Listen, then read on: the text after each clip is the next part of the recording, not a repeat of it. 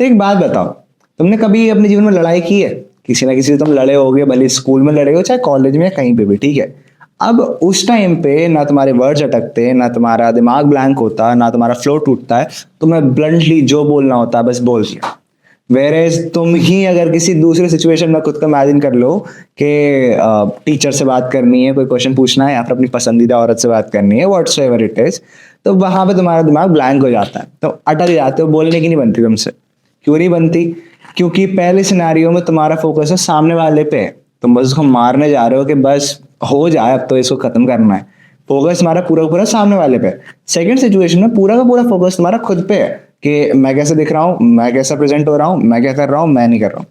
तो आज की इस वीडियो में हम लोग एक्चुअली ये सीख रहे होंगे कि कैसे तुम अपने फियर को डिसॉल्व करना है, कैसे अपने जो अंदर का डर है उसे हटाना है, और कैसे तुम्हें ये चीज समझ में आ पाए कि जो तुम्हारा डर है वो एक्चुअली तुम्हारे अंदर नहीं है, बल्कि जो डर है तुम्हारी फोकस के अंदर है।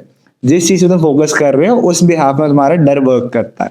ठीक है, सो आज हम लोग वीडियो में ये सीख रहे होंगे। तो पिछले 3 दिनों में हम 3 टॉपिक्स कवर कर चुके हैं। पहला, डे 1 पे कि कम्युनिकेशन होता क्या है। सेकंड डे पे कि एग्जैक्टली परमिशन पैराडॉक्स को कैसे क्लियर करना है। थर्ड डे पे हम लोगों ने देखा था कि कैसे तुम्हारा ऑटो पायलट फ्लो काम करता है। अब इस डे 4 की वीडियो में हम लोग ये देख रहे होंगे कि एग्जैक्टली तुम अपने डर को काबू कैसे करना है, फिर कहूँ को डर को समझना कैसे है, डर आता कैसे है, वो कैसे करता है, उसे कंट्रोल कैसे करना है, उसे अपने बिहाफ में अपने लिए कैसे काम करवाना है। इन सब चीज़ों को हम आज की वीडियो में टारगेट कर रहे होंगे ताकि तुम्हें अगले आने वाली कॉन्वर्सेशंस में तुम्हारा डर, तुम्हारा फियर कंट्रोल ना कर सके और तुम फ्रैंकली एंड फ्रीली अपनी चीज़ों को प्रेजेंट कर पाओ लोगों के सामने। तो आज की वीडियो का पहला concept, the audience multiplier effect. अब इसको ऑडियंस मल्टीप्लायर क्यों बोलता हूं मैं? जस्ट इमेजिन योर सिचुएशन, जब तुम किसी स्टेज पे बोलने जाते हो तो अगर तुम्हें सिर्फ एक इंसान नोटिस कर रहा है, तुम्हारा सिर्फ जो फियर होता है 1x होता है। पर जब तुम्हारे 5 लोग तुम्हें देख रहे हैं, या कहूँ दुनिया के वो 4 लोग तुम्हें देख रहे होते हैं, तो तुम्हारा डर ना 5x या 4x नहीं होता, वो 25x पहुंच जाता है। अब ऐसा होता क्यों है? क्योंकि अपना जो ब्रेन है, जो प्रिमिटिव ब्रेन है, वो आज भी अपना जंगल मोड में ही लाया करता है। जंगल मोड का सिंपल एक ही रूल होता है, एक थ्रेट तो कम डेंजर, और अगर 5 थ्रेट तो एक्सट्रीम डेंजर। तुम्हारे जितने भी थ्रेट लेवल्स हैं वो आपस में मल्टीप्लाई होते जाते हैं, तुम्हारा थ्रेट बढ़ता जाता है। तो हम लोगों का जो एमिगडाला होता है, जो प्रिमिटिव ब्रेन होता है, वो इस चीज को मल्टीप्लायर इफेक्ट से प्रोसेस करता है। साइंटिफिक रीजन अगर बात की जाए तो इसका यही है। अब जो एग्जाम्पल हमने जंगल का ही लिया है, तो अब एक चीज ये तुम्हें सोचो कि जंगल तो चले गए, बट हमारा जो दिमाग का सॉफ्टवेयर है वो अभी भी वहीं अटका हुआ है। इसलिए जब तुम्हें एक नहीं 5 लोग देख रहे होते हैं, या फिर ज्यादा लोग 50 लोग जब तुम्हें देख रहे होते हैं, तो ये मल्टीप्लायर इफेक्ट करता क्या है, उस चीज को लाइक जो डर होता है उसको एनहांस करता चला जाता है, बढ़ाता चला जाता है। अब इसको तुम टैकल कैसे कर सकते हो? जो क्राउड है उसको इंडिविजुअली सेग्रीगेट करने की बजाय उसको एज अ होल कंबाइन मानो। अब मानना कैसे? जस्ट इमेजिन अगर किसी ने अटैक ऑन टाइटन देखा हो, तो सारे के सारे टाइटन्स को एक वॉल के अंदर चुन दिया गया था। अब तुम्हें बस ये लेके चलना है, अगर 50 लोग तुम्हारे सामने बैठे हैं, सबके बारे में ये सोचने की जगह कि ये इंडिविजुअल क्या सोचेगा, ये क्या, ये क्या, ये क्या, ये क्या, ये समझो तुम एक वॉल से बात कर रहे हो। ठीक है, ये सभी लोग कंबाइंड में एक सिंगल यूनिट है। तो तुम्हें जो डर है तुम्हारा वो मल्टीप्लायर इफेक्ट में पहुंचेगा ही नहीं, जबकि वो 25x या फिर 100x होना चाहिए था, वो तुम्हारा 1x या 2। तो जब तुम इंडिविजुअली सबको टेकर कर रहे होते हो, तुम्हारा जो फियर है वो 100x या 200x पहुंच जाता है, क्योंकि 50-60 लोगों की या 100 लोगों की जनता तुम्हारे सामने है। वेरे जब तुम सबको ऐसा सिंगल यूनिट लेके चलते हो, तुम्हारा डर जो है काफी रिड्यूस हो जाता है 1x 2x 5x तक, जो कि काफी ज्यादा मैनेजेबल होता है। अब एक और अगर प्रो टिप की बात की जाए, तो instead of looking at all the faces in a single minute, एक ही मिनट में तुम सबको टेकर कर रहे हो इधर इधर इधर इधर, what you have to do is कि तुम एक फेस को एटलीस्ट 5 से 10 सेकंड देखो। मान लो अगर 50 लोग तुम्हारे सामने बैठे हैं, एक फेस को देख के तुमने 10 सेकंड बोला, फिर दूसरे फेस को देख के तुमने फिर 10 सेकंड बोला, फिर तीसरे फेस को देख के तुमने फिर 10 सेकंड बोला। इसमें एक मिनट में तुम्हारे 5 से 6 फेसेस कवर हो जाएंगे। वेरेस क्योंकि एक फेस को देख के टेकर करना है, फिर उसको देख के बोलना इज फार मोर मैनेजेबल। लेकिन अगर तुम एक ही मिनट में सबको देख के बोलो, तुम्हारा एंजाइटी लेवल परमानेंटली इंक्रीज रहेगा पूरे थ्रू आउट द कॉन्वर्सेशन। अब तुम्हारे लिए एक और सच्चाई आफ्टर आर परमिशन पैराडॉक्स, ये है तुम्हारा परफॉर्मेंस पैराडॉक्स। अब परफॉर्मेंस पैराडॉक्स में एग्जैक्टली होता क्या है? जब भी तुम परफॉर्म करने जाते हो, तुम्हारा डर, एंजाइटी और स्ट्रेस लेवल इंक्रीज हो जाता है। जितना तुम ज्यादा परफॉर्म करोगे उतना ही ज्यादा तुम डिग्रेड होते जाओगे। थोड़ा सा कंफ्यूजिंग हो सकता है, थोड़ा कॉन्ट्रडिक्टरी है, लेट मी एक्सप्लेन। अब एग्जैक्टली होता क्या है? जब तुम परफॉर्म करने जाते हो, तुम्हारी इंटरनल वॉइस क्या कहती है? मुझे परफेक्टली बोलना है, मुझे अच्छे से डिलीवर करना है, मुझे सारी चीज़ें अच्छे से करके आनी है, I have to perform really good.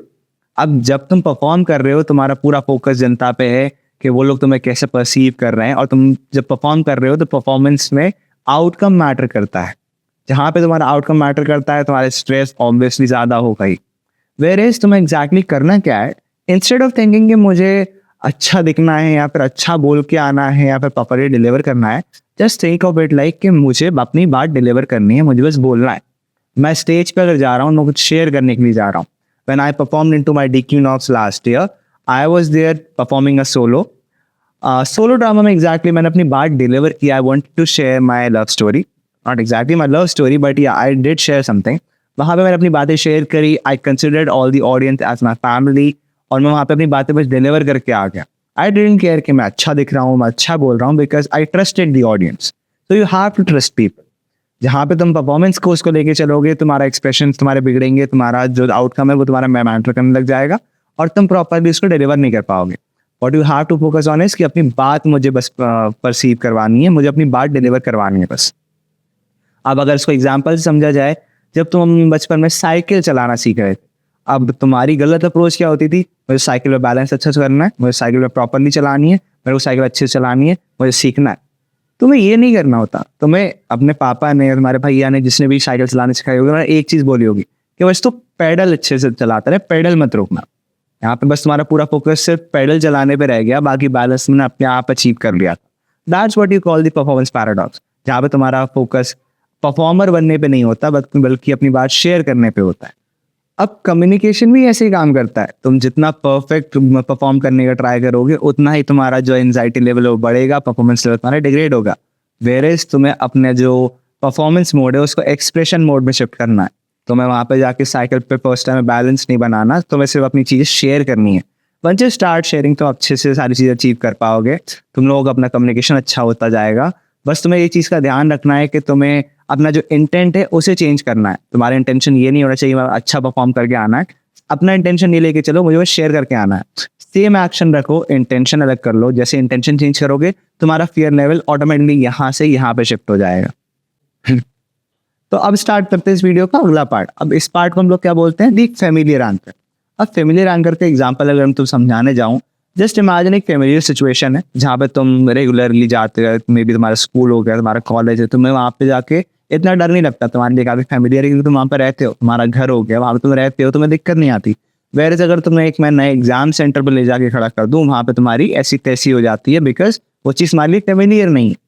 अब अगर मान लो तुम्हें घर के जीने चढ़ने, अगर तुम्हें स्टेयर्स चढ़नी है अपने घर की, तुम फटफट चढ़ जाते हो, 1 मिनट नहीं लगता तुम्हें पहली मंजिल से तीसरी पे जाने में या फिर ग्राउंड सेकंड पे जाने में।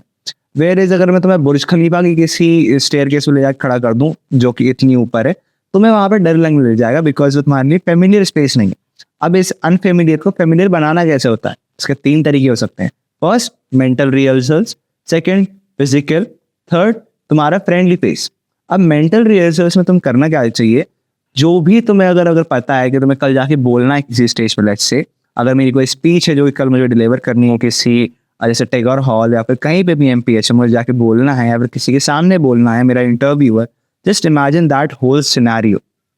तो मैं अगर यहाँ पे बैठा हुआ हूँ तो मेरे सामने 3 जजेस होंगे जो कि जिनका पैनल होगा, वो लोग मुझे जज कर रहे होंगे, दिल गिव मी मार्क्स, उनके पीछे ऑडियंस बैठी होगी, वो शाउट कर रही होगी, हूटिंग कर रही होगी, मैं परफॉर्म कर रहा हूँ, सोलो कर रहा हूँ, आई डिलीवर दिस वे, आई से दिस वे। पूरा का पूरा तुम्हें सिनेरियो 5 से 7 बार या जितनी बार तुम इमेजिन कर पाओ, the more you imagine the more comfortable it would be. तो जितनी बार तुम इस चीज को रिहर्स कर पाओ, उसको दिमाग में रिहर्स करके जाओ। Second, physical anchoring. अब तुम्हें करना क्या है, इफ पॉसिबल अगर तुम्हारे पास वो चीज तुम्हारे सराउंडिंग में है या फिर तुम उस चीज को अगर पॉसिबली कर पाओ, तो उस चीज को या फिर उस जगह को जाके फेस टू फेस देख के आ सकते। लेट्स से अगर मुझे ऑडिटोरियम में जाके कुछ अगर बोलना है, मैं 1 दिन पहले जाऊंगा, वहां पे प्रॉपरली अपना स्टेज देखूंगा, कहाँ पे मुझे खड़ा होना है, मैं उस चीज को जाके जगह को देख के आऊंगा, ताकि मुझे अगले दिन उस चीज में फियर महसूस ना, because the more safer place you have, the more comfortable place you have, उतना ही तुम्हारा डर कम हो जाता। Simple. Third of all, the third trick is familiar friend. ठीक है, अब तुम्हारा कोई फ्रेंड हो गया या फिर तुम्हारा कोई फेमिलियर फेस है या फिर कोई भी इंसान जैसे तुम जानते हो, उस फेस को तुम्हें वहां पे ढूंढना है पूरी ऑडियंस में। जस्ट आस्क योर फ्रेंड्स कि वो फ्रंट रो में या फिर कोई ऐसी जगह जहाँ पे तुम्हारा फोकस बार बार जाने वाला है, वहां पे बैठे रहें, जितने फेमिलियर फेसेस तुम्हें ऑडियंस में दिखते हैं उतना ही तुम्हारा फियर और एंजाइटी लेवल कम होता है. You have to take any support from your friend. जो भी तुम्हारा अच्छा दोस्त हो उससे बोलो, या फिर तुम्हें कोई फ्रेंडली चीज़ दिख जाए, maybe it could be even a sign board जो कि तुम्हें देख के पीस प्रोवाइड करता है, तो उसको तुम जैसे देखो तुम्हारा दिमाग रीसेट हो जाए basically. Not the script, not the content, just तुम्हारा जो एंजाइटी लेवल है वो रीसेट हो जाए. इसका बेस्ट पार्ट तुम्हारा फ्रेंड हो सकता है, वो तुमको हेल्प कर सकता है. Just ask them out and you will realize कि तुम एक्चुअली उस चीज़ को टेकर कर पा रहे हो. You are actually behaving more comfortably, it is not unfamiliar to you. अगर तुम ये तीनों चीज़ें line by line actually perform कर लेते हो, तुम लोग काफ़ी ईजिली उस चीज़ को परफॉर्म कर सकते हो. तो अब इस वीडियो का फाइनल है, अब इसको हम बोलते हैं दी एनर्जी रिडेंशन ट्रिक. अब एग्जैक्टली तुम कर क्या रहे हो ना, ऐसा नहीं कि तुम्हारे अंदर एनर्जी की कमी है. तुम जब परफॉर्म करने जा रहे हो तुम्हारे अंदर पूरी एनर्जी है. किसी कॉन्वर्सेशन को तुम बात करने जा रहे हो, कॉन्वर्सेशन में तुम्हारे पास पूरी एनर्जी है. दिक्कत ये है कि वो एनर्जी तुम्हारी रॉन्ग डायरेक्शन में जा रही है. तुम्हें डर लग रहा है, डर से तुम्हारी एंजाइटी हो रही है, एंजाइटी से तुम पैनिक कर रहे हो. एनर्जी वही है, बस डायरेक्शन गलत है. अब तुम्हें एग्जैक्टली करना क्या है, तुम्हें वही एनर्जी को एक्चुअली सही डायरेक्शन में लेके जाना है. अब वो कैसे लेके जाओगे, तुम्हें जब भी कोई परफॉर्मेंस करना हो, परफॉर्मेंस के 15 से 20 मिनट पहले या फिर तुम्हारा आधा घंटा पहले, जब भी तुम स्टेज के बैक स्टेज पहुंच जाते हो, एक्सरसाइज स्टार्ट कर दो.